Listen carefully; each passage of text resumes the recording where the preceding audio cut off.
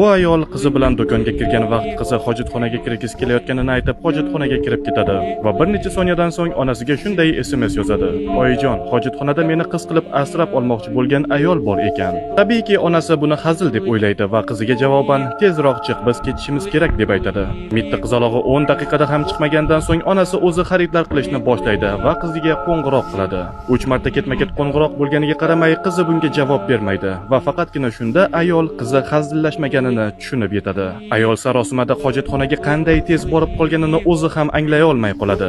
Ammo ming afsuski, hojatxonada hech kim yo'q. Onasi esa qizini o'rniga faqatgina uni tushib qolgan telefonini topadi. Telefonni ochib ko'rgan ona birinchida turgan rasmni ko'rib, hattoki qo'rqqanidan ovozi ham chiqmay qoladi. Bitta qizaloqqa nisbatan qidiruv e'lon qiladi. Onasi esa politsiyaga bor yo'g'i shu birgina telefonni dalil sifatida topshiradi. Ammo politsiya ham telefonning ichida topilgan rasmdan shokka tushadi. Agarda ona o'z vaqtida qizining gapiga ishonib oldiga borganda uni qutqarib qolish mumkin edi. Qizaloq esa hozirgi vaqtgacha topilmagan.